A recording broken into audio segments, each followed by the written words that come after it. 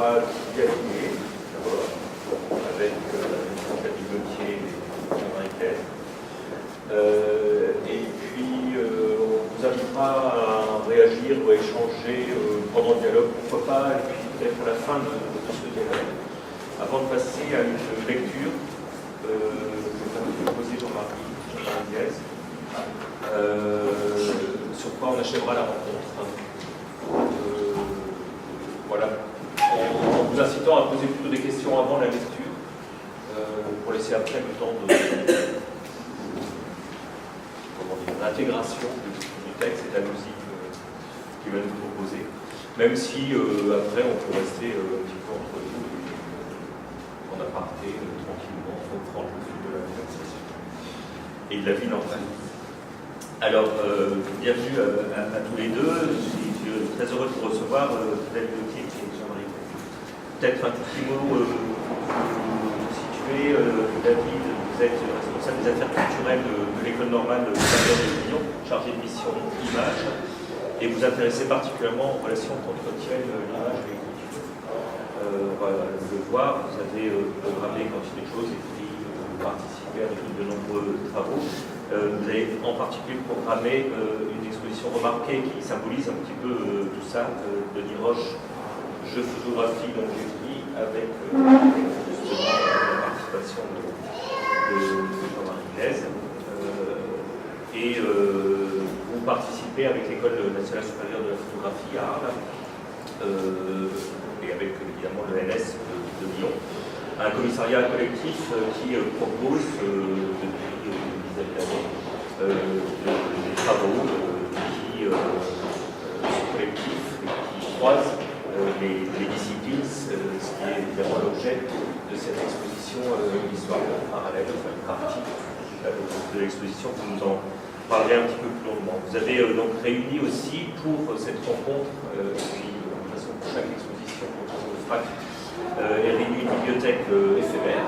Elle est plus qu'éphémère puisqu'elle reste dans le centre de documentation, mais on a proposé avec le FRAC depuis peu de l'activer, d'en faire une rencontre publique pour aller piocher dans ces bibliothèques, ces sélections qui ont été faites par les artistes, un certain nombre d'ouvrages qu'on commente comme on veut. Là, en l'occurrence, c'est un choix collectif, là aussi comme les expositions qui sont présentées, et puis comme les travaux que vous effectuez, David, mais en même temps, il y a certains nombres de livres que vous avez particulièrement retenu et mis en avant, et on va naviguer dans tout ça. Vous avez invité à cette rencontre Jean-Marie Guez, écrivain, poète, professeur émérite à l'ELS Lyon. Vous avez dirigé le Centre d'études poétiques de 1999 à 2009, un laboratoire, une communauté de recherche et de création sur le beau mot.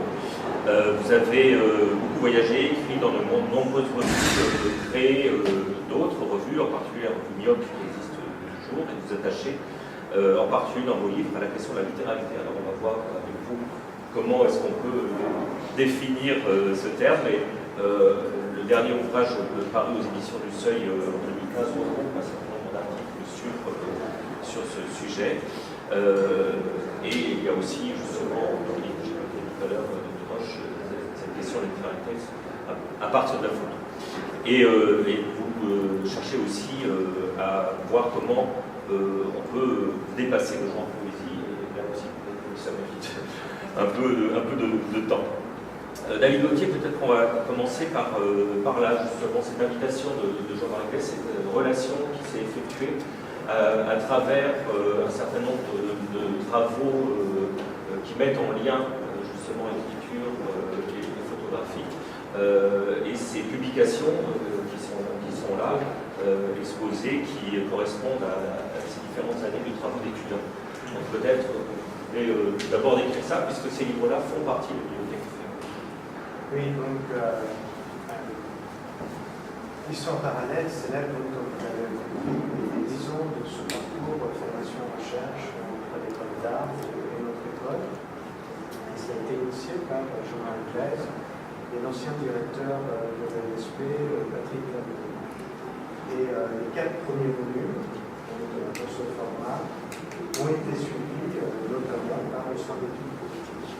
Oui. Voilà. Donc il y a une empreinte forte de l'écriture de Jean-Marie à l'intérieur des hybridations, l'écriture et la photographie. Et donc on reviendra dans un certain nombre, par exemple, dans la distance et dans les archives du centre de documentation du parcours. On a fait une sélection de différentes moi j'appelle ça les partitions. Ces phrases-là, entre un photographe et un écrivain. De l'autre côté, c'est vrai qu'à part certains qui percent, qui pourraient être appelés poètes ou écrivains, on préfère les appeler des écrivains en gestation, en formation.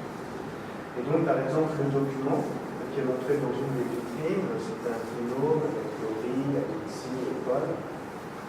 Et on sont partis d'une phrase d'Emmanuel Ocar. Donc, tout à l'heure, Jean-Marie me disait, là c'est vraiment un manifeste du littéralisme. Donc, où c'est, alors je fais le tête, le début de cette phrase, c'est une table n'a pas de dessus, une phrase n'a pas d'envers, et une photographie n'a pas de bout. Et à partir de cette phrase, ils ont inventé un dispositif où, je vais montrer aussi, un dispositif où ils envoient un document qui circule entre Paris, Arles et Lyon. Donc les trois sont ces trois villes, par la poste. Et ils ajoutent des documents, des photographies. Ils font aussi une sorte de verbatim, telle heure, j'envoie. Vous avez par exemple, tel jour, Paul envoie le document avec un jour de lettre. Et vous avez par exemple cette photo d'une piste d'atterrissage où est tapuscrite dessus la fameuse phrase de l'Américain, mais au dos, une phrase qui pourrait ressembler à Jean-Marie Claise. Chaque photo est une révolution sans phrase. Au dos de la même photographie. Donc voilà. Alors, dans ce parcours qui s'effectue sur 2 ans, les étudiants ont 2 territoires à investir qui ont leur autonomie. Ils ont un ouvrage et une exposition.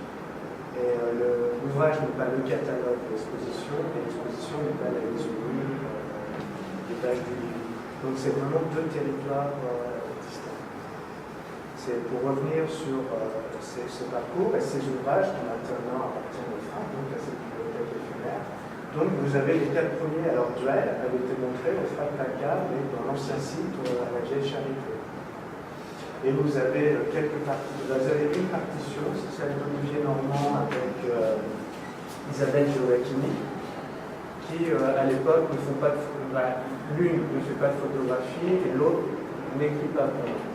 Et donc, c'est intéressant parce que maintenant, au fil de leur parcours, Olivier Normand est certes agrégé de l'être moderne, mais il est surtout danseur au centre chorégraphique de Montpellier. Et Isabelle Gioacchini, plutôt artiste plasticienne, qui fait des installations, qui fait des réflexions, souvent sans images, ou avec des images, mais qui ne viennent pas de l'appareil photographique. Et à l'époque, là, dans ce qui est montré dans une des vitrines, c'est qu'ils ont rejoué l'exercice de style de Raymond Queneau en inventant une forme d'algorithme littéraire de perturbation des lettres. Donc vous avez l'ouvrage fait à 4 mains, et vous avez aussi l'intervention d'Olivier Normand de l'époque, qui est très fine, où il nous colle un morceau de papier qui dit qu'il est jeune élève à l'école normale supérieure, et qu'il donne son numéro de téléphone, et il peut répondre pour lire cet ouvrage si les gens le souhaitent. Et c'était vraiment son numéro de téléphone. Et c'était plié au jeu, voilà, le temps de l'exposition. Voilà. Donc, alors après, c'est vrai qu'on pourrait, c'est aussi l'objectif de cette sélection d'ouvrages, c'est qu'il y a forcément une source qui vient surtout sur les de 2005 jusqu'à 2009 de Jean-Marie Claise et de son écriture, mais aussi des poètes qu'il a cités, qu'il a évoqués, qu'il a convoqués, et aussi donc ses origines, on ressent, et en même temps, ce qui est intéressant dans le choix des ouvrages, c'est de montrer aussi, de continuer ces l'histoire parallèle et de dire que ces jeunes qui sont en formation, qui créent, parallèlement, il y a des artistes qui créent aussi, et des fois leurs dispositifs se recoupent. Par exemple, vous avez dans À distance, vous avez Jessica Herbeau et Rémi Warret qui partent de photographie et d'écrit. Donc Rémi Warret écrit et Jessica Herbeau décide de caviarder avec du Blanco ce qu'il a écrit pour réécrire. Et donc c'est un échange presque un peu conflictuel. Des fois, Rémi n'est pas d'accord, on dit non, là tu vas trop loin, etc. Et donc la couche de blanc, des fois, laisse apparaître les mots. Mais quand elle veut vraiment que le mot disparaisse, elle met deux couches. Et comme ça, le mot disparaît et elle réécrit. Voilà. Et donc, par exemple, un test, ça donne raiture, auto, 28 mars 2010, vide, vierge, infécond, à matière, à renoncer aux abus. Et avec une photographie avec les ambiances souvent prises au flash dans la nuit de Jessica Herbeau. Et donc, si vous voulez, on était là, une très belle aussi proposition. Après, il faut imaginer ça aussi au mur, où c'était des jeux de superposition avec des aiguilles, voilà, qui étaient montrés au Centre de photographie de France. Et donc, par exemple, cette partition fait écho à un petit ouvrage, dans ma tête, c'est un parti pris subjectif, à un travail de Christina de Middle. Alors là, vous avez l'original, mais je vous ai amené un facsimilé pour pouvoir, parce que maintenant il est devenu assez rare. Je peux le faire fêter. Qui, donc, cette artiste madrilène part en Chine et photographie la jeune génération chinoise. Donc celle du communisme actuel, du communisme actuel, très loin du petit livre rouge de Mao Tse-tung. Mais par contre, elle prend référence du petit livre rouge de Mao Tse-tung et elle va aussi le caviarder et ne garder que ce qui va faire écho à son reportage photographique, entre guillemets, et elle va insérer à l'intérieur ses photos. Et donc, pour elle, alors après c'est aussi une interprétation, parce qu'elle ne donne pas l'interprétation, après c'est à vous de... Mais ce serait d'une certaine façon la vision du communisme actuel en Chine, via ce petit livre rouge refaçonné par Christina Lindell. Mais ce qui est intéressant, c'est que nos deux compères là, c'était en 2011, et elle, c'est en 2013. Donc vous voyez, il y a vraiment une contemporanéité dans le dispositif, même si l'objet n'est pas le même. Ça, il faut être clair là-dessus. C'est pas, voilà, l'objet est vraiment très différent. Chacun a son esprit différent. Mais on se rend compte qu'il y a des points de rencontre dans les manières de faire, dans les manières de penser l'hybridation. Et idem, dans ce genre de choses, on a aussi, par exemple, dans À distance encore, on a deux jeunes femmes qui viennent d'Amérique du Sud, une d'Argentine, une du Brésil.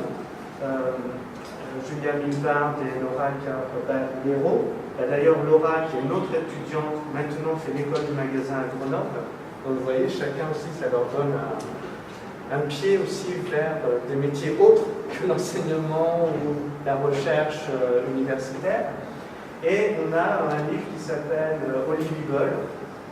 Alors elle pardon. Voilà, c'est Chloé ici. Voilà, merci.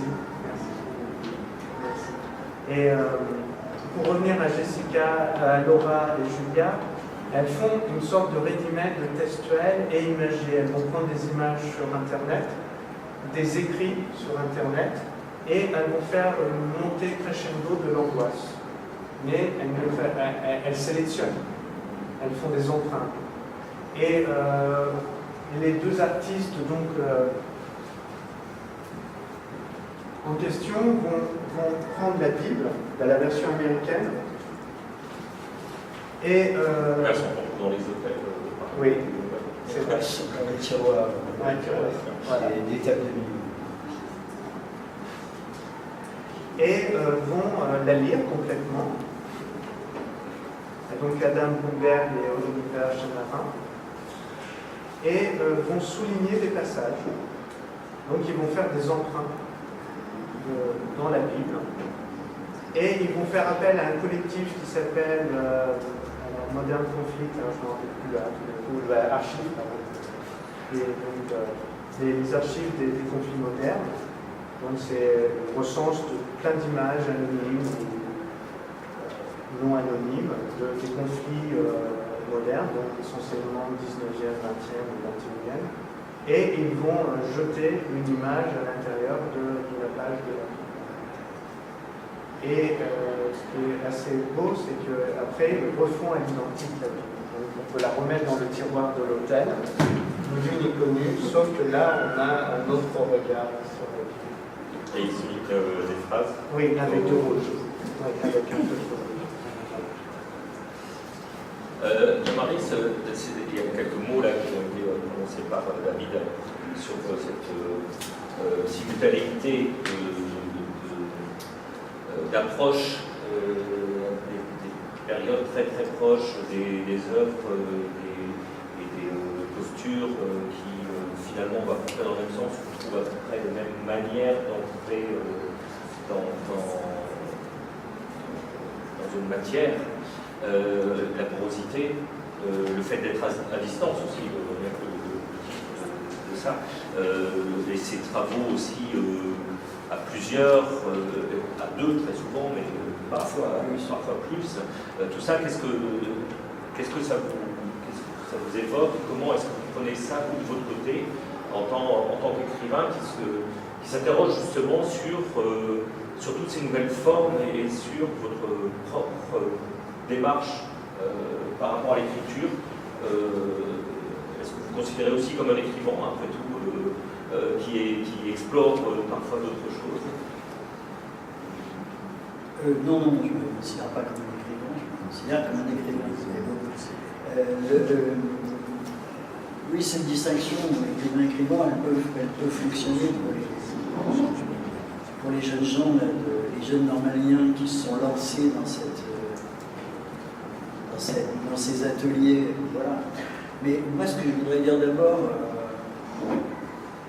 je dirais d'abord sur un plan pédagogique, ce qui était intéressant, c'était de faire travailler ensemble dans les mêmes ateliers des normaliens qui ont toujours une relation à l'écriture, qui est une relation, je dirais, compliquée, parce que c'est une relation inhibée, c'est pas une relation de création. Ils ont trop en tête, ils sont trop formatés de façon académique, les normaliens, pour oser, par exemple, s'ils ont une pratique d'écriture personnelle, pour oser la montrer aux autres, pour oser l'exhiber, pour oser faire qu'elle soit critiquée par les autres au sein d'un atelier. Donc le normalien, c'est quelqu'un qui écrit, mais qui écrit d'abord essentiellement depuis l'hypocagne et Lacan, qui écrit des dissertations, puis ça va s'aggraver avec l'agrégation. Donc il écrit des dissertations, il écrit de façon contrainte, formatée, rhétorique, etc., dans des cadres extrêmement délimités, et il a du mal à vivre une liberté d'écriture. L'élève de l'École nationale supérieure de la photographie d'art, comme tous les élèves des écoles d'art, ce sont des élèves qui, au contraire, qui d'abord se perçoivent eux-mêmes, se vivent eux-mêmes, se représentent ce qu'ils sont, et ils se représentent eux-mêmes comme des artistes, ou comme de futurs artistes, des gens qui vont devenir photographes, ou artistes, plasticiens, et qui sont habitués dans le cadre pédagogique qui est le leur. On a bien vécu à l'école d'art, etc., on a vu dans les classes. On leur demande constamment de montrer leur travail et de montrer leur travail aux autres, et il y a un échange. Alors quand vous mettez ensemble des normaliens un peu inhibés, timides, et des plasticiens ou futurs photographes un peu exhibitionnistes par état, la rencontre elle est toujours un peu difficile au départ. C'est-à-dire, pour construire puisque c'était ça le projet au départ, construire un binôme, on les fait se rencontrer, et puis là ils discutent, ils se montrent des trucs, etc. On leur explique le projet d'ensemble de l'atelier, et là il faut qu'ils construisent, qu'ils se se choisissent les uns les autres pour former sinon des couples, du moins des binômes au départ. Après, il peut y avoir... Je sais pas, c'est des choses. oui, voilà, voilà. Et dans tous les sens. Et donc, c'est pas très facile, et je dirais que c'est à chaque fois une gageure. On a réussi même à chaque fois à obtenir qu'au bout d'un temps, les choses s'installent, les projets se précisent, et puis finalement, on aboutit à une exposition et à un volume. Ce qui est très bien, parce que bien souvent, les ateliers, ils aboutissent à rien. Enfin, disons, il y a le travail durant l'année, etc., mais il n'y a pas de but concret, il n'y a pas d'échéance, etc. Tandis que là, on savait qu'à telle date, il faudrait avoir un manuscrit, il faudrait avoir une idée ensuite d'installation dans l'espace, une mise en page, une mise en espace, l'une n'étant pas le copier-coller de l'autre, etc. Donc ça, voilà. Et alors, l'autre chose que je voudrais dire en ayant écouté David, à qui je dois un immense merci pour toutes ces années qu'on a passées ensemble à collaborer, évidemment, voilà, comme vous venez de l'entendre, il était très proche de l'action, il était dans l'action elle-même, enfin, très très proche avec les étudiants, etc., les élèves. Autre chose que j'ai envie de dire en l'ayant entendu, c'est à propos du petit livre rouge. Ce que je voudrais dire, c'est que c'est assez marrant que des étudiants aujourd'hui reprennent, par exemple, le petit livre rouge, dans le cadre notamment de l'ANS, dans la mesure où, dans les années 70, dans les ENS, aussi bien la Rudum que ce qui est aujourd'hui l'École normale supérieure de Lyon, il y avait essentiellement le noyau de la politisation des gens, des étudiants, c'était le marxisme-léninisme, c'était les différents groupes, en particulier la gauche prolétarienne, etc., la cause du peuple. Donc le petit livre rouge était extrêmement présent dans ces écoles, sous diverses formes, il était discuté, etc., par les camarades qui rentraient le soir, éventuellement d'un travail en usine pour ceux qui étaient établis, etc. Donc c'est drôle, enfin c'est marrant que, disons, très très longtemps après, le petit livre rouge devienne une espèce d'objet sur lequel comme la Bible, sur laquelle qu'on réécrit ou qu'on va utiliser comme un objet désactivé d'une certaine manière, mais réactivé autrement, hors de toute configuration politique qui était, je dirais, celle des militants à l'époque, et la mienne aussi, puisque j'étais normalien dans ce temps-là, et j'étais militant. Donc je voulais dire cela, et voilà, et je trouve cet objet particulièrement excitant, si je puis dire. Et une autre chose importante, c'est, je crois, enfin, à dire, pour moi, c'est... j'aime bien c'est le premier titre, Duel. Oui, c'est celui-là, le bleu. Là. Pourquoi est-ce qu'il y a duel? Duel, déjà, simplement parce qu'il y a deux pratiques qui se font face. Et le duel, tu vois, par exemple en grec, c'est c'est comme le nominatif, l'accusatif, etc. Bon, le duel marque une forme particulière d'un mot pour désigner quand même deux choses. Donc il y a duel parce qu'il y a deux langages, il y a deux techniques, il y a deux pratiques qui se font face. Mais en même temps, ce duel, le mot implique, je crois que tu as prononcé ce mot tout à l'heure, tu as prononcé le mot conflit éventuellement. Et effectivement, il y a duel parce que il y a virtuellement conflit. Cette rencontre, ce double, il peut être conflictuel.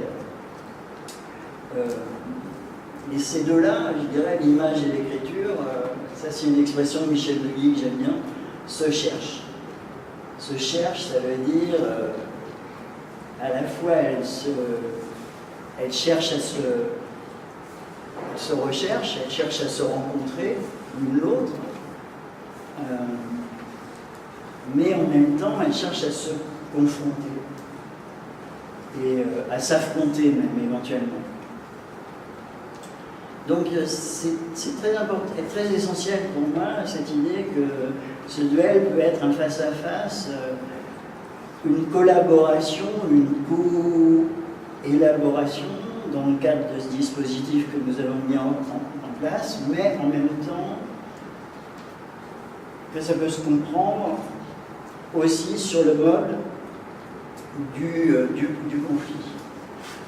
Et bien souvent, ce que nous avons vécu, c'est quand même les collaborations un peu tempétueuses, je ne sais pas comment les dire. Hier soir, par exemple, il y avait un médical qui disait Frotte, son roman, et elle a participé à Trafic, qui a été l'hôpital d'Institut de l'édition contemporaine, et c'était très tempétueux avec Vincent Zola. Rappelle-toi, ils ont même arrêté leur projet en mi-parcours, parce qu'ils ne voulaient plus travailler ensemble. Et profitant que les médicales étaient en résidence à l'International Centre de la photographie, en État, ils ont redéployé un nouveau dispositif via des courriers électroniques sur des questions d'échelle, etc., entre Vincent Zola et la médicale. Donc ils sont repartis à zéro. Oui, c'est ça, repartir à zéro. Mais grâce au conflit, c'était encore plus créatif. Là, bon, non, pas du tout. Tiens, très bien. Mais je réponds donc, après un long détour, un peu à ta question de tout à l'heure. Pour ce qui me concerne moi en tant qu'écrivain, je dirais que ce conflit qu'on a mis en place par étudiants interposés, etc., en fait, c'est un conflit qui est un conflit intérieur, en termes personnels. Je crois que c'est parce que la situation créée par le frottement écriture-image est impossible, intenable, difficile, que quelque chose évidemment va se passer et que quelque chose se passe. Moi, je sais que personnellement, c'est parce que je n'ai jamais vraiment su écrire au sujet des images ou sur les images, que je n'ai jamais su accompagner leur apparition fugitive, leur disparition, leur effacement, que j'ai voulu susciter, j'avais d'autres raisons de le faire, plus objectives, mais que j'ai suscité ces rencontres et que j'ai assisté à ces tentatives, que j'ai participé à l'élaboration de ces petites scénographies provisoires. Alors, pour éclairer mon rapport quand même à l'image, je voudrais juste revenir sur deux choses pour que ce soit bien clair, je ne sais pas pour vous, en tout cas mon cas particulier, c'est que donc c'est vrai que j'ai une relation extrêmement ambivalente en fait à l'image.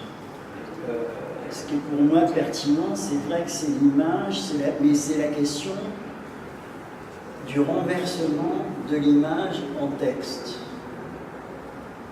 Autrement dit, si vous voulez, et ça répond à la question du littéral tout à l'heure, là, du traitement littéral de l'image.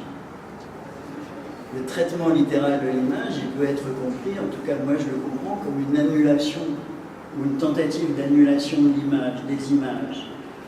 Il y a une phrase que je retiens dans un poème de Rimbaud, dans un poème des Illuminations, qui s'appelle Enfance, et qui va à l'encontre de tout ce qu'on croit sur Rimbaud, qui est le poète voyant, entre guillemets.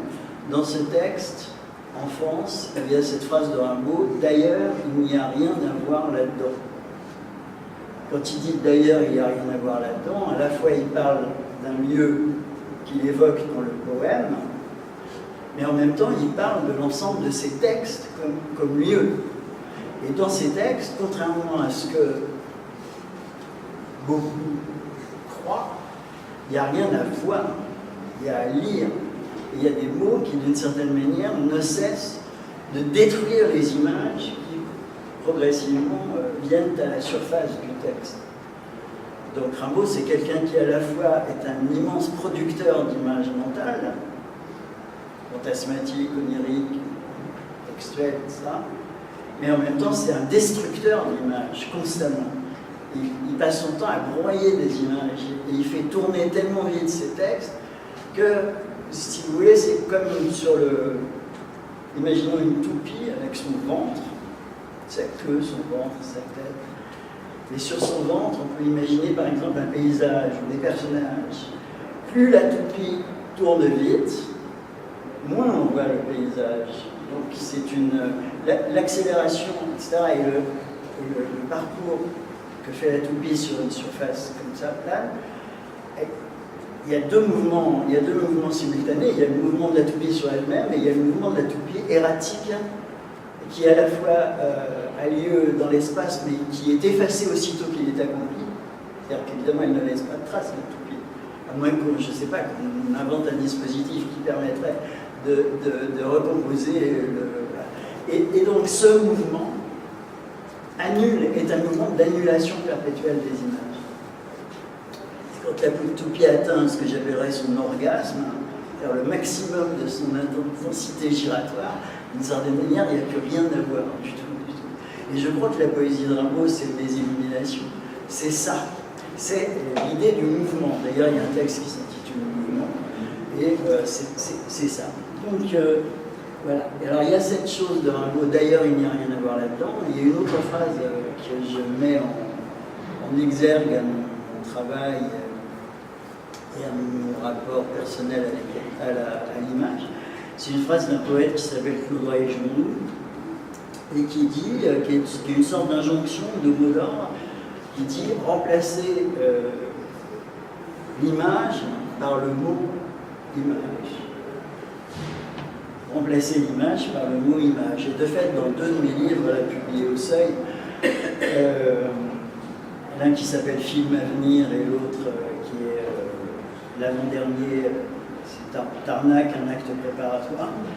Dans ces deux livres, on voit à un moment donné, sur la page, le mot image. Le mot image qui s'inscrit sur la page et qui devient en fait un mot image, une image mot. Et donc voilà, par une sorte de renversement, ce mot image devient un mot image tiré ou image mot. Les 5 lettres du mot image, avec ce A au milieu du mot image, qui pour moi évidemment est le A initiant, le A des commencements, de tous les commencements. Voilà. Donc, moi j'ai en tête quelque chose qui n'existe pas, mais qui est une idée obsédante, qui serait l'idée d'un livre d'images sans images, en quelque sorte. Un livre où les images seraient en perpétuelle situation critique, d'apparition-absorption, d'émergence-effacement, enfin voilà, de conversion. Alors j'insiste, je souligne là maintenant, pour en finir avec cette petite remarque plus personnelle, que l'importance pour moi de la notion d'écran, qui est évidemment très proche phonétiquement de la notion d'écrit. Écran, écrit. L'écran, cette surface plate qui est à la fois le lieu d'apparition, voire de prolifération des images, écran télé, écran d'ordinateur, écran publicitaire, etc. Nous vivons entourés d'écrans d'images, évidemment, et qui est en même temps le lieu de la disparition des images. Le noir écran, si vous voulez. Noir écrit, noir écran, donc ce qui m'intéresse, c'est ce processus, cette suite d'actes par lesquels l'image peut être effacée. C'est ce que j'appelais la littéralisation tout à l'heure. Et donc, en ce sens, l'acte, qu'il s'agisse de l'acte physique dans le cadre de la performance ou de l'acte d'écrire, l'acte s'oppose à l'image, qu'elle soit figurative ou pas, qu'elle soit formelle ou informelle. Donc voilà, j'ai toujours eu une relation, je dirais, ambiguë, ambivalente à l'image. Et c'est un peu cette relation, non pas que j'ai cherché à inoculer à ces pauvres innocents élèves normaliens, mais enfin, bon, ils ont bien senti qu'avec moi, la question c'était un peu ça. C'était celle de les images, c'est pas possible avec le texte, hein, et le texte, c'est pas possible avec les images, mais alors comment on fait et comment on doit s'y prendre pour sortir de cet imbroglio, cette voilà. Ça n'est pas possible et pourtant, moi, ça produit Avec plein d'objets. Ça produit des objets, ça produit des objets. Ça produit des livres, même de Jean Mariquez avec des photographes, parce qu'il y a celui-ci avec Fabien Barre, il y a celui-ci avec Bossu. Avec Bossu, oui. Patrice Saint-Ton. Il y a un dialogue, un conflit peut-être, il y a aussi une conversation, oui, une bien sûr, réflexion. bien sûr, bien sûr. Là, dans celui-ci, je trouve ça l'objet, l'image de l'objet et le mot de l'image. Ça, c'est ce qu'il écrivait. Mais il y a d'autres choses. Il y a l'écran qui s'éteint et la réflexion sur le mot image. Mais voilà, c'est quand même, à l'image des travaux des étudiants, il se produit des choses. Et il y a un dialogue qui se fait. Tout à fait.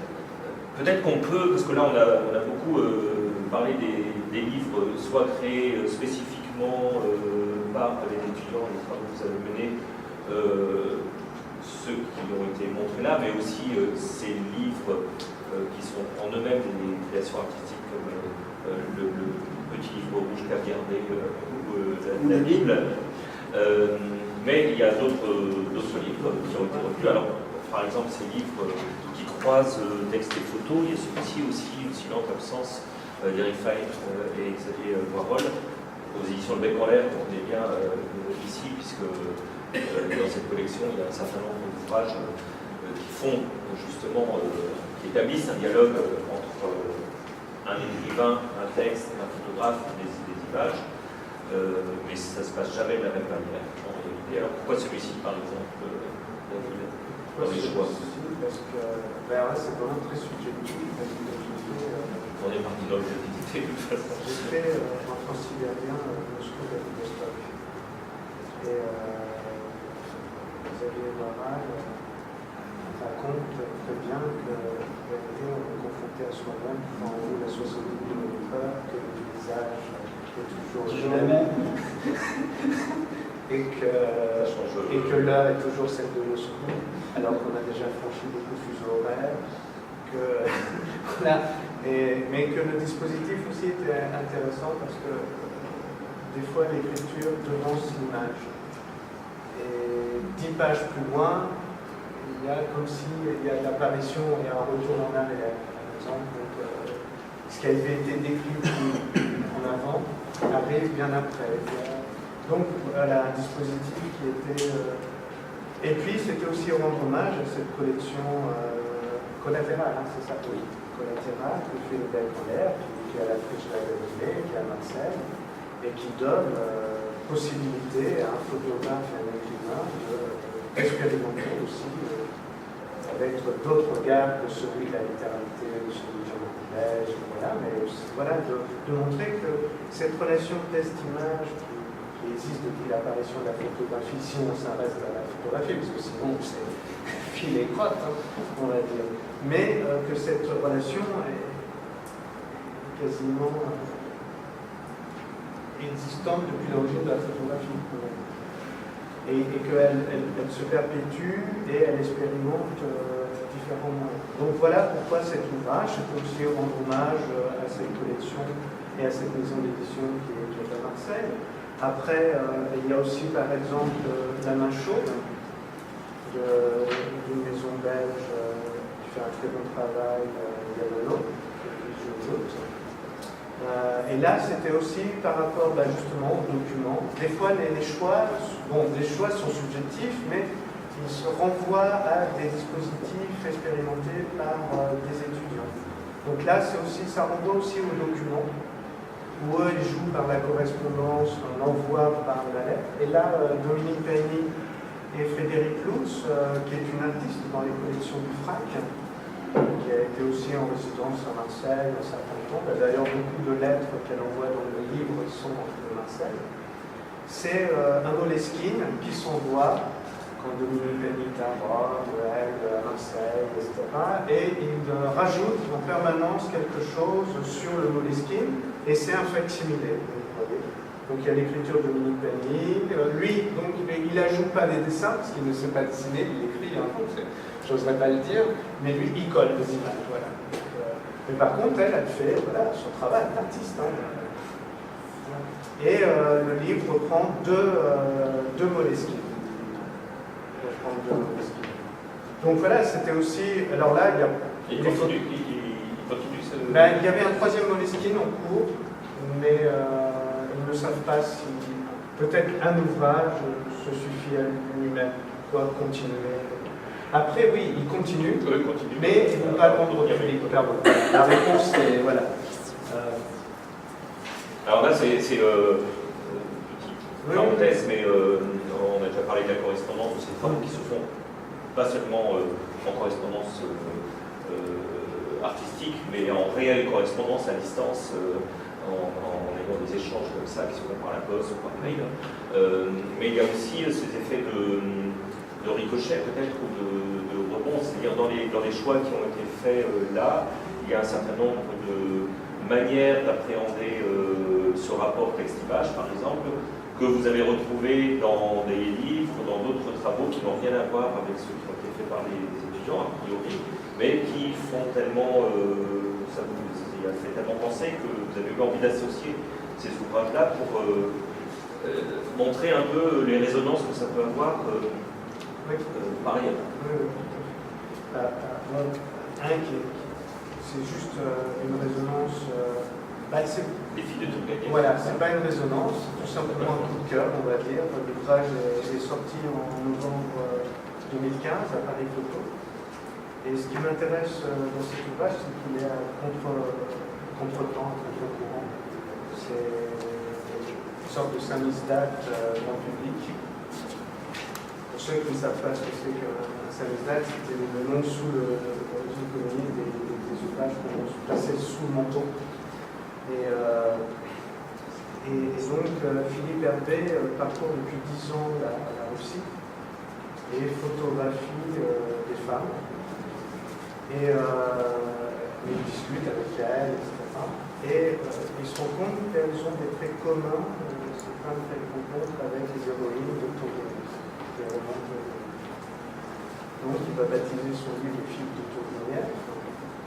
Et en même temps, il écrit aussi, il a une pratique. Donc là aussi, on retombe sur, voilà, nous, ce qui était intéressant, c'était l'altérité, la confrontation, le dialogue, l'échange, le duel, entre, voilà, créer ensemble autre.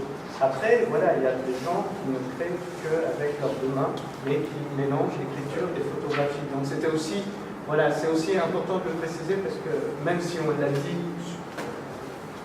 comment dire, en filigrane, voilà, de dire vraiment que ce projet, voilà, comme l'a rappelé là, et donc la particularité, c'est qu'il a demandé à un calligraphe d'écrire, voilà, comme Tourguenieff pouvait écrire dans ses lettres, dans sa correspondance avec Flaubert.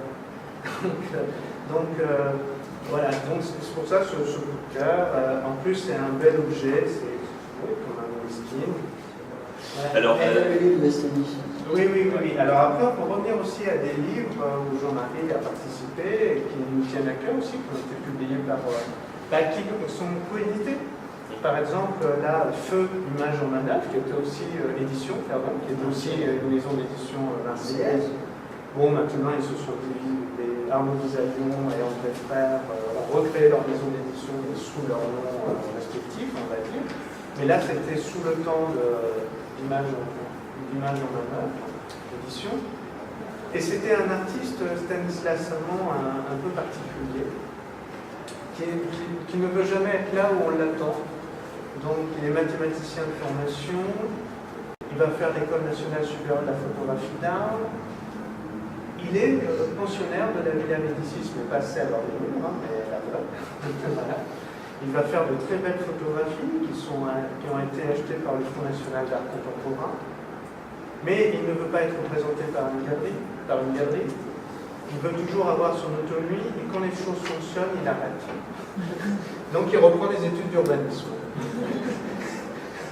Et voilà, et le jour où on l'a invité à l'école, et c'était pour faire Lettres à une galeriste. En vérité, le livre, c'est une monographie de son travail sous l'aspect d'un roman qui s'appelle Lettres à une galerie, mais on a la totalité de son travail. Et Jean-Marie l'a invité dans son séminaire, et il a créé des archives. C'est difficile de parler de Stanislas avant parce qu'il est tellement... Donc, comme c'est une monographie, on retrouve plusieurs de ses travaux, des vidéos styles, de belles photos, et ses lettres. Donc là aussi, un photographe qui écrit, et qui écrit des lettres à une galeriste. Au départ, elle existait, mais il s'est caché, comme je l'ai dit tout à l'heure, il n'a pas envie d'être présenté par une galeriste. Donc il a continué son dialogue avec cette galerie, mais comme ça, elle ne lui répond pas. Donc là, il n'y a pas de conflit. Mais par contre, c'est très intéressant parce que nous, quand on l'a exposé à l'école, il a travaillé sur les archives de l'école. Et voilà. Et en même temps, il a écrit des lettres qui étaient en écho à l'actualité. Et la lettre est dedans, et c'est par rapport au château. Alors je fais ça de tête, une critique du château. Et à l'époque, c'était Nicolas Sarkozy qui était au château, à l'Élysée. Et au château était Jeff Koons aussi, à Versailles. Donc la lettre est assez subtile parce qu'aucun des deux n'est mentionné, mais on comprend très vite à qui s'adresse cette lettre. Voilà.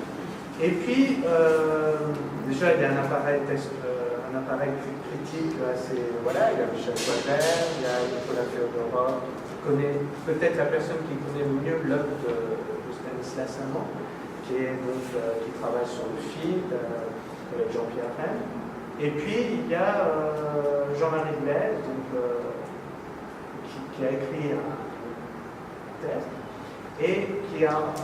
D'ailleurs, tout à l'heure, en discutant, il me demandait où était ces polaroïdes, qui lui a envoyé 3 polaroïdes, parce que Jean-Marie, malgré cette dualité dans ta relation à l'image, a eu une pratique, et a une pratique Moi, j'ai eu, parce que j'ai vu d'appareil Polaroid. Le Polaroid a été assassiné par le numéro.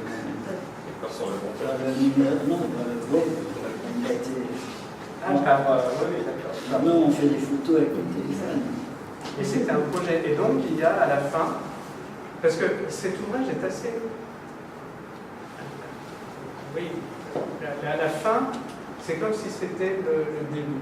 Donc, c'est Jean-Marie Blaise, Stanislas Amand, correspondance, tout doit disparaître, avec 3 polaroïdes de Jean-Marie Blaise. Mais ça m'est difficile de parler de ça alors que tu es là. Non, mais oui, je peux pas en parler. Disons que c'est le début d'une conversation qui devait nous amener à travailler, à collaborer ensemble, à faire un livre ensemble, avec des photos, etc. Et comme il voyait que j'étais réticent, Stanislas voulait m'acheter un appareil numérique pour que je puisse faire des photos facilement, etc.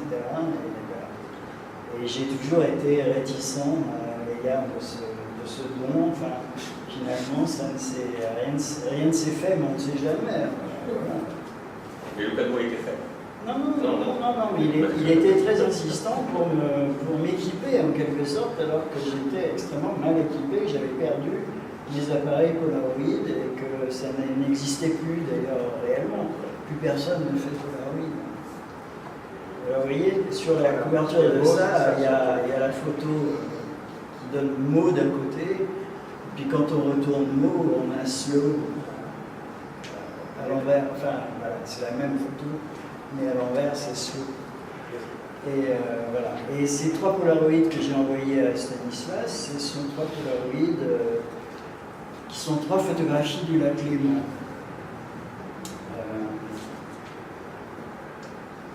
Voilà. À moins qu'il y en ait une de Chine. Ah non, c'est parce que je lui ai envoyé ces photos très peu de jours après mon retour de Chine, où j'ai été en relation avec différents lacs également, et notamment un lac qui m'intéresse à l'intérieur du campus de l'université de Pékin, enfin d'une des universités de Pékin, la plus importante, Beida. Au milieu, il y a un lac qui s'appelle le lac sans nom. Et évidemment, là, ça m'a beaucoup rêvé sur le lac sans nom. Ah, peut-être David, avant d'échanger avec vous et puis d'entendre Jean-Marie. Il me permet juste d'assister sur, parce que c'est vrai que voilà, on voit aussi la subtilité du travail de Stanislas Sanon.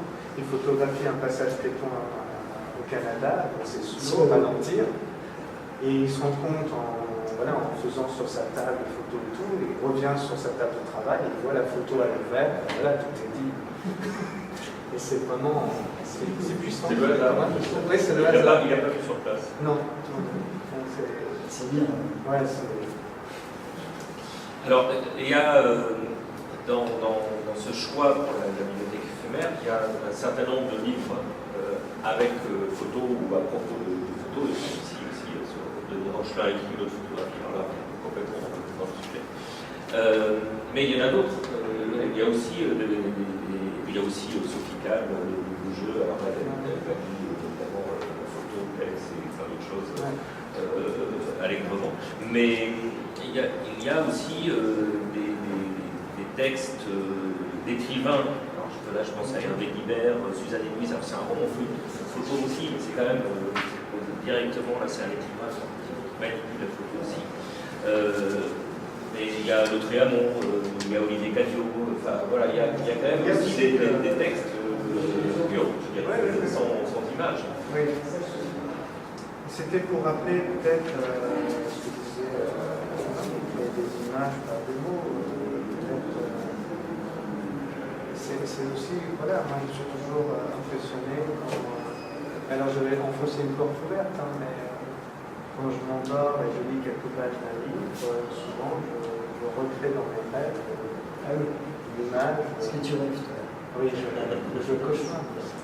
Mais donc voilà, c'est que la puissance de nos synapses et de nos neurones avec les mots peuvent créer des images qui en plus, à la différence de la révélation argentine ou de l'impression numérique, s'effacent le lendemain.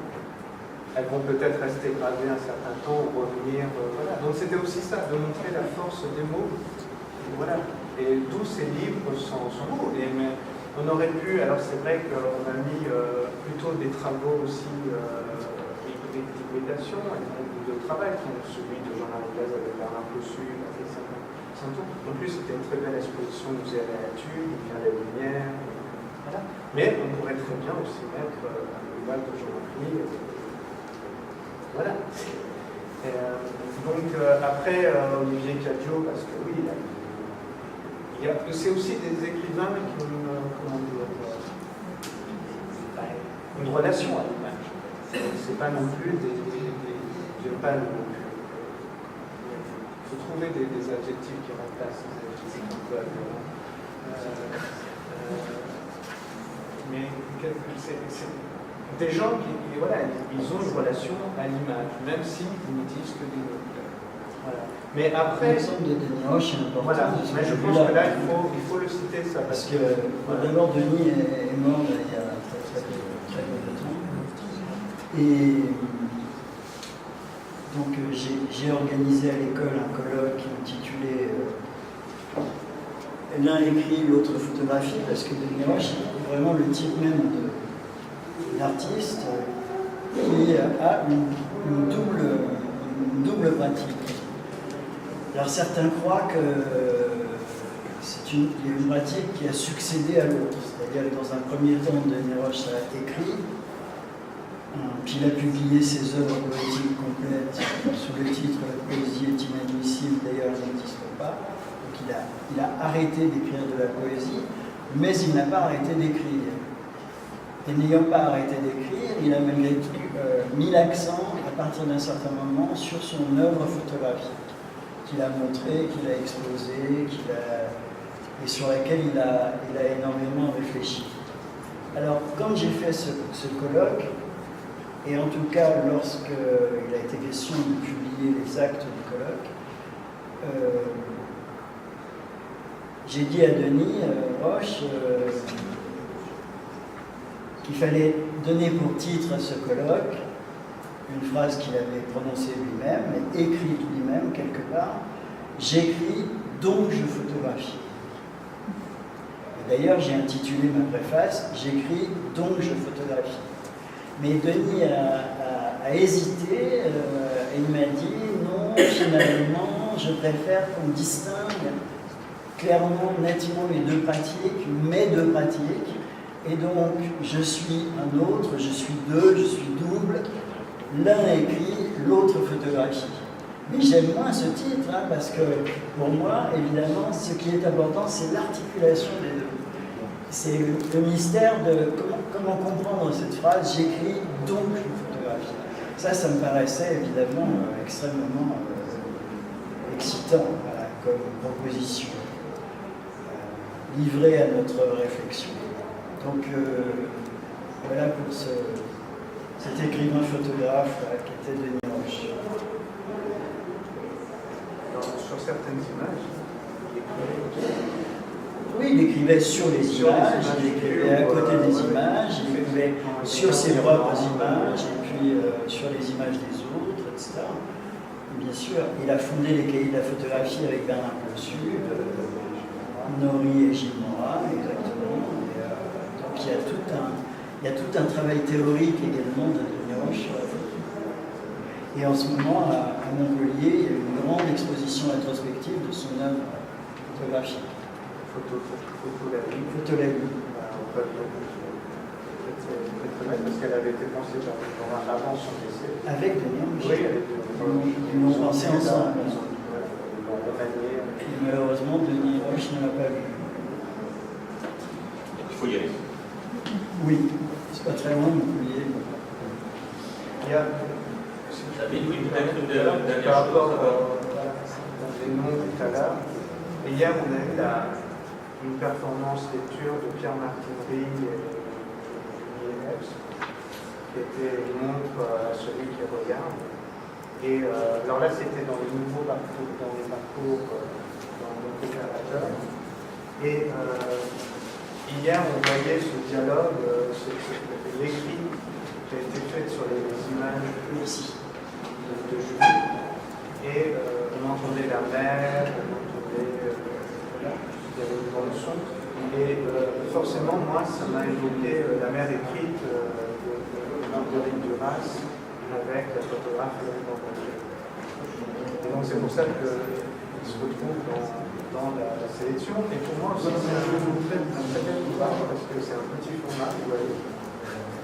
C'est quasiment une miniature. Et avec l'idée, c'était vraiment, elle se balade, Marguerite Duras, voilà, et en fonction de ce au lieu de nous montre ce qu'il faut regarder, en gros, c'est à l'autre qui regarde, là c'est plutôt une montre, chacun sait qu'il faut voir près de la mer, et chacun voit en fonction des mots et en fonction de l'image. Et donc ça fait ce petit ouvrage. Et hier, quand on était projeté sur le plateau multimédia en écran, la vidéo qui est là, d'ailleurs, elle est là, elle est juste là. Aussi, là, vous avez la version libre, et là, vous avez la création. Voilà. Et donc, ça renvoyait pour moi à ce petit ouvrage qui est à ma connaissance, Marguerite Duras, à part avec Hélène Borges, elle a travaillé avec aucun autre photographe. Alors là, on s'éloigne, voilà, mais c'est aussi... Elle avait suffisamment à faire avec le cinéma. Oui, elle avait quand même un rapport avec Elle avait un gros rapport à l'image. Oui, Et à la disparition des images. Marguerite, je l'adore. C'est ma copine. Un mot ajouté, David, avant de peut-être, si vous avez envie de réagir, de poser des questions par rapport à ce qui a été dit, ou s'il n'a pas été dit, parce qu'il n'y a pas dit qu'on n'a pas... Oui, après... On n'a pas cité, là on est parti essentiellement du choix de David, mais il y en a plein d'autres. Dans la liste complète de la bibliothèque éphémère, il y a participé d'autres ouvrages. Comme vous les avez feuilletés, entre les uns, peut-être qu'il y a des réactions. La majorité, vous devez connaître de l'américain, Perez. Voilà, c'est un photoroman réalisé par un photographe, qui est assez ironique, assez subtil, qui date des années 70. Je suis content que la bibliothèque municipale de Marseille est là, parce qu'il est quasiment introuvable. Il y a aussi Gift, alors là, qui lui, n'a qui pratiquement que des correspond. images et Oui. pas de texte. Ouais. Alors bon, après, c'est Correspondance. vrai qu'il a une particularité, il présente comme ça, et ces deux livres voilà, attachés, parce que c'est une photographe japonaise qui est connue, Rinko Hiroshi, qui a des photographies assez douces, intimes, voilà. Et un photographe américain, Terry Diefenbach, qui vit à Washington. Et donc ils se rencontrent à Paris. Alors ce qui est beau aussi, c'est que dans l'ouvrage, à la fin, il y a une correspondance écrite où il y a l'idée du projet. Mais très brève, hein, parce que le livre commence par des images. Hein, après, et à la fin, on a le mode d'emploi, on va dire, mais c'est tout simplement qu'ils décident de s'envoyer une photographie. Alors ce sont des photographies faites au iPhone. Bon, désolé pour la publicité, mais voilà. Et ils s'envoient par courrier électronique la photographie, et donc c'est en fonction du. Là, on est chez Terry. Donc il lui envoie une photo, et le jour même ou dans les heures qui suivent, ou 24 heures, voilà, l'autre photographe doit envoyer une photographie. Et comme ça, on voit leur dialogue imagier, donc deux photographies. Donc, voilà. Alors après, on ne sait pas comment, si c'est des allers-retours ou non, voilà. Mais après, comme on disait tout à l'heure, c'est aussi le lecteur qui peut créer ses correspondances avec ce type d'ouvrage. Oui, parce que moi je peux aller là, par exemple. Voilà. Et là, on a une grande photo. Mais si on va là, ils essaient toujours de répondre par le même format. Donc on retrouvera sans doute une grande image. Voilà. Mais ce qui est beau, c'est que c'est... Non, je suis pas bien, je suis dans ma caméra. Il y a un rapport conflictuel avec l'image, Voilà. il disparaît derrière. Donc voilà, on arrive par exemple. Et alors ce qui est assez beau, c'est que moi je ne connaissais pas du tout ce photographe américain. Et je comprends qu'ils ont eu envie de collaborer parce que leurs images ne sont pas dans le conflit là. Par contre, elles sont vraiment. Elles s'apparentent, elles se répondent. Elles ont une douceur, elles ont une intimité. Et c'est une maison japonaise, Ama, qui a produit l'ouvrage. Et c'est la japonaise qui à un moment a dit ici, je te propose don, gift, pour baptiser cet ouvrage. Et donc, ils ont rassemblé leurs deux ouvrages qui n'ont fait plus qu'un. Et il date de 2014. Mais après, bon, l'exposition dure jusqu'au 7 février. La bibliothèque restera dans les murs du FRAC. Donc, vous aurez tout le loisir de revenir voir différents ouvrages. Parce qu'on ne peut pas parler. Non, mais ça vaut le coup effectivement d'aller voir les tables. On peut approcher. Et puis aussi de voir les ouvrages dont on n'a pas parlé, qui sont aussi le choix d'autres commissaires.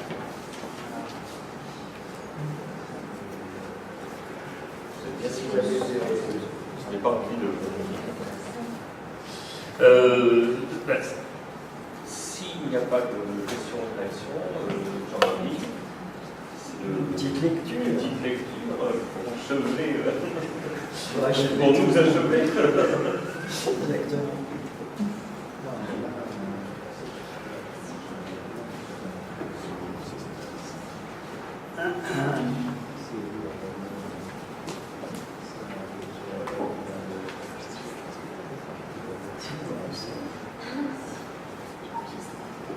Tu es comme tu veux.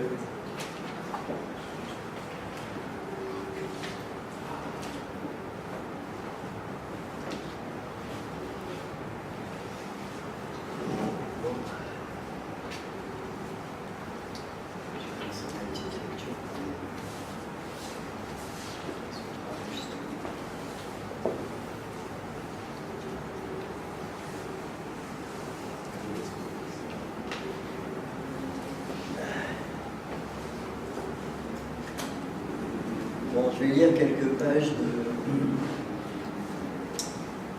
extraite de Tarnac, un acte préparatoire, et de Le livre des cabanes, qui sont les deux derniers livres que j'ai publiés dans la collection Fiction et compagnie, créée justement par Denis Roche aux éditions du Seuil. Mais avant de lire ces quelques pages de ces deux livres, je vais lire les deux micro-pages de ma dernière collaboration avec un photographe. C'est Laetitia Talbot qui publie ces petits livrets avec sa galerie à Arles, donc l'épouse de Patrick Talbot, ancien directeur de l'école de photographie d'art. Et donc Patricia, pour accompagner les expos, etc. Voilà. Et donc ce livre-là, je l'ai fait avec, enfin ce livret, c'est un livre, comme le petit Pousset. Ce livret, elle m'a demandé de le faire avec Françoise Nunez, qui est elle-même l'épouse d'Bernard Blessus. Voilà. Et Françoise Nunez est retour d'un voyage au Japon, et elle m'a donné cette photo d'une sorte de tasse ou de lame au fond de laquelle il y a du lait. Voilà. Et donc le livre se compose d'un texte et d'une image japonaise. L'image s'est formée sans qu'on ait pu la voir. Laquelle de ces îles? Maintenant le brouillard s'est dissipé, on aperçoit vers l'ouest, loin derrière les arbres, un nuage très dense, compact, une boule de coton, une bille. L'enfant a les mains tendues, il marche en fermant les yeux. Une boucle serrée de coton, bien une coquille très lisse et blanche sur trait noir. Mais le Japon est une île, et cette île un grand nombre d'îles. Il marche lentement vers la bille de coton, il veut la toucher, se dissiper dedans, il veut disparaître. Il voit à l'intérieur de ses yeux plusieurs de ces points qui bougent et se traversent et se confondent. L'un d'entre eux se pose et devient. Il tend les mains vers ce point, il n'ouvre pas les yeux. Il a 7 ans, l'âge normal. Il continue de marcher vers un champ de fougères et de digital. Il voit de plus en plus violemment le point blanc au milieu. Il a 8 ans depuis quelques secondes. L'arbre est toujours près de lui, mais il vient de s'effacer. Le bruit de l'eau en continu dans le carré de la fontaine, cette lumière au fond, celle de la boule qui n'est plus qu'un point. Il a 9 ans. Et le tapis de gravier absorbe le bruit des feuilles et de l'eau, de l'écorce. Il n'y a plus que les galeries coupées, les angles sourds, un fouillis de branches. À 10 ans, il croit que la plupart des hommes boivent plus que nécessaire et qu'il peut se priver de boisson pendant une semaine. Il le fait jusqu'à ce que sa langue devienne noire et qu'il perde connaissance. Le 18 janvier 1866, il écrit son poème « The Habit of Perfection ». Et le 23 janvier, dans la liste de toutes les choses qu'il entend s'interdire à jamais, il inclut la poésie. Il brûle tous ses poèmes et renonce pendant 7 ans à toute écriture poétique. Maintenant, il voit la forme de l'île, c'est une larme. Il n'ouvre pas les yeux, ses paupières sont comme un voile, un tissu opaque. Le vent les froisse, le noir est toujours dedans, mais il y a toujours plus de lumière. tous les mots absorbés par ce trou de lumière. Il y a une ivresse du froid, une ivresse. C'était aussi comme un verre de lumière à boire. Au fond de l'œil, un reste de lait.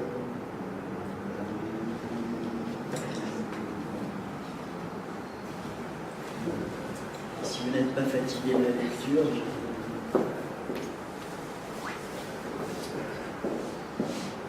je vous donne quelques pages de Tarnac. Tarnac coule en moi comme de la poussière. De la forêt, j'ai d'abord retrouvé 3 clichés gris et sombres, très gris, très imbibés de brouillard. Ils devront figurer dans le livre, ils devront figurer l'invisible, la masse amorphe et aveuglante, ce que voit l'enfant, ce qui le pénètre sans qu'il le sache.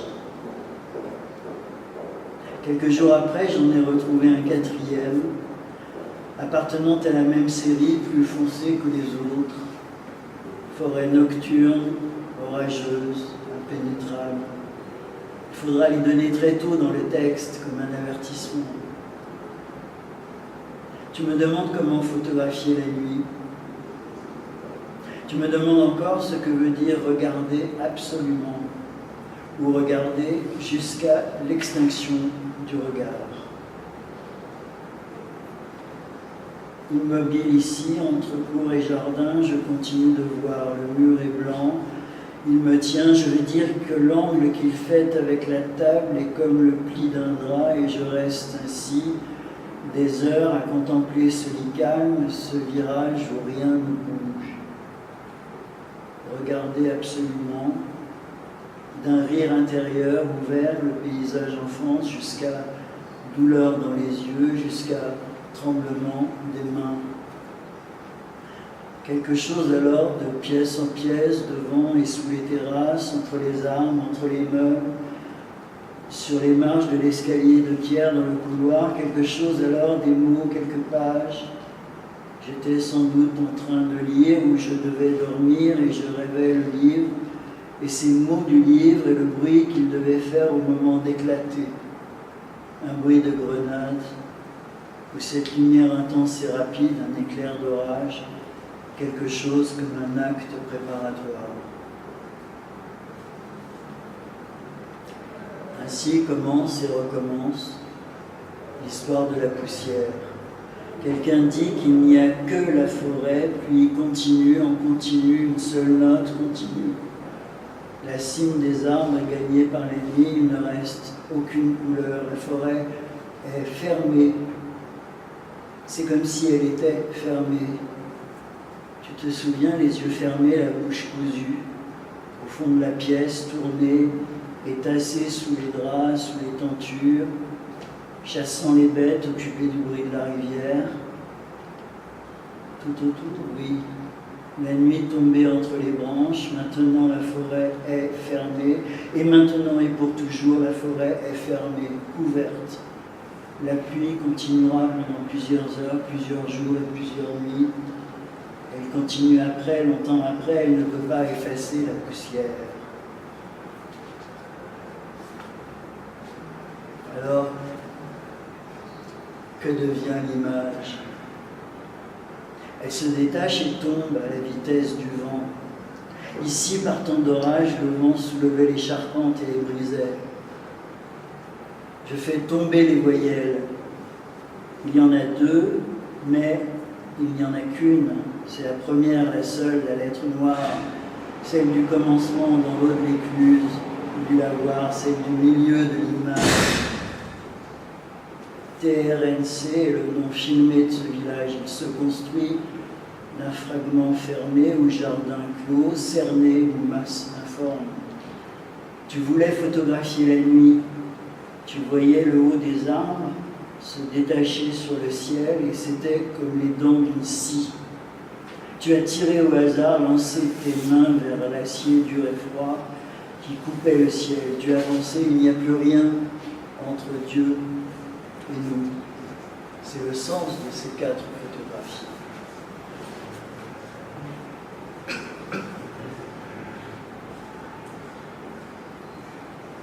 son récit, il dit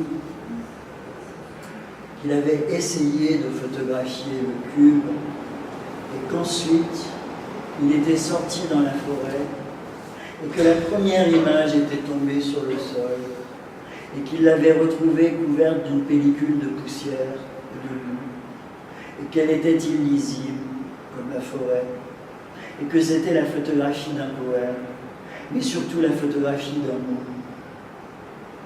Et que ce mot était le mot image, mais que rien n'était sûr, parce que le mot était entré dans le sol, avait été avalé, mangé, détruit.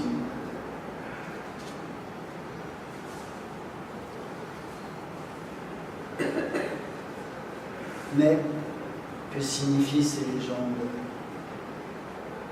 L'enfant, sur l'une des deux terrasses, il regarde le mur et toutes ces images sont enfermées dans le carré du jardin. Elles ne disent rien d'autre que leur légende qui ne fait rien que répéter le bruit de la forêt autour, la musique de l'herbe et le noir de la nuit, celle d'entre les arbres. Ils photographient la nuit dans leurs yeux, ceux de l'homme assis, le lecteur, et ceux de l'enfant. Mais il n'y a pas de photographie du jardin. Il est concentré sur lui-même, il est entré en lui-même, il s'est absorbé, résorbé. Il n'est plus qu'un trou au milieu des arbres, légendaire, privé de nom. Il croit maintenant que les 4 photographies correspondent aux 4 lettres du nom retrouvé dans l'acte TRNC, aux 4 lettres du nom du village, tracé à la craie sur le gris ardoise de l'ardoise, et ce nom est friable. À la fin, il n'y aura plus que ce coin sans légende.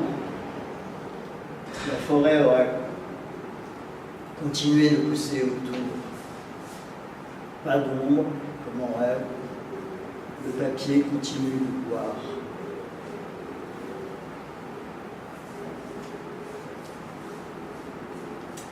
Debout à l'entrée du couloir, il regardait le dessin noir et blanc. Le dessin du mot image, ces 5 lettres, le mot était copié, photographié. Et maintenant, personne ne peut plus le lire, le carré de papier est à peine visible sur le sol. La photographie disparaît dans les trous, il disparaît, le papier disparaît. Elle est emportée, quelque chose l'avale et l'avale encore. Je viens de comprendre que le bruit que j'entends est seulement le bruit de mon sang à l'intérieur de ma tête. Et c'est le froid d'une voix intérieure, entendue intérieure, le février, bu comme ça d'un coup, de gorge rapide. Je commence par ce récit de rêve qui est celui du chemin de terre et de goudron. Je te raconte comment et tu me dis que c'est impossible. Alors, la suite, c'est dans le livre de Cabane. Je vais raccourcir un peu.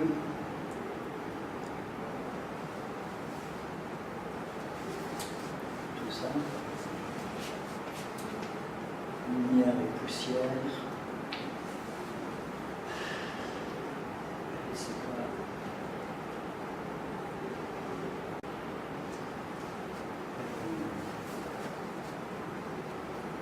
C'est quoi?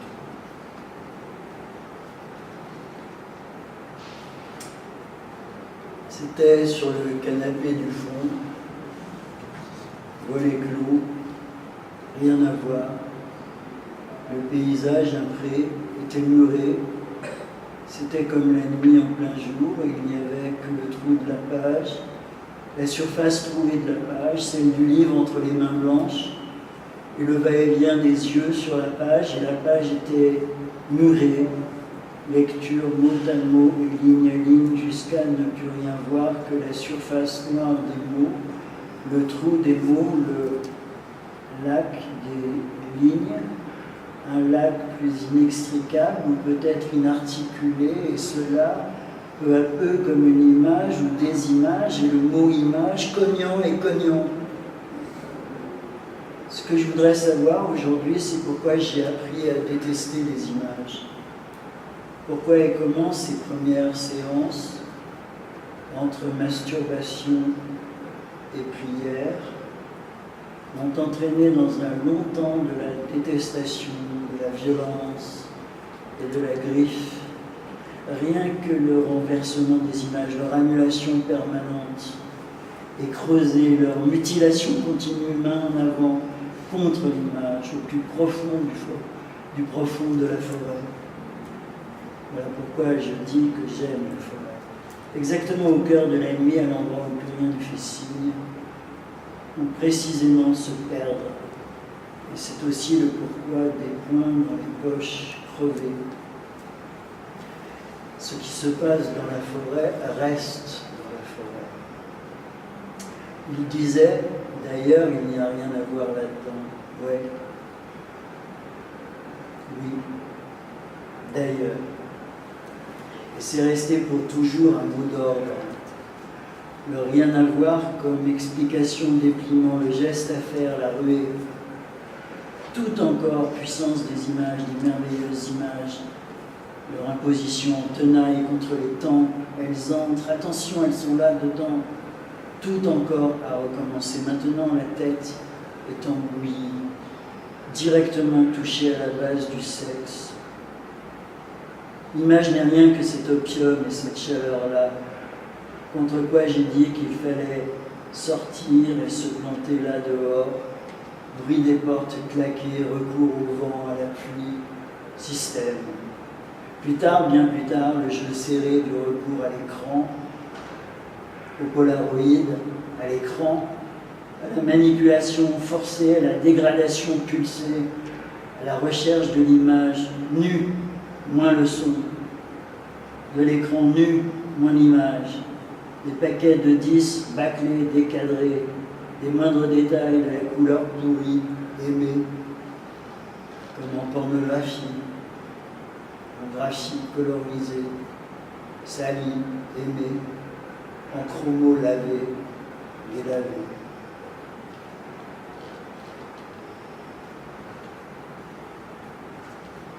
Je finis comme ça. Certains croient que les photographies peuvent être décrites ou racontées. Je lis une histoire pourrait s'écrire, mais elle ne s'écrit pas. D'ailleurs, les personnages ne parlent pas. Sur l'écran passe une phrase muette, donc une image, posée ici ou là pour dire autre chose absolument disponible. D'ailleurs, les phrases ne parlent pas, elles passent. Maintenant, l'image flotte, elle monte ou descend. Il faut la faire défiler vers le haut ou vers le bas, savoir que jamais elle ne sera à sa place.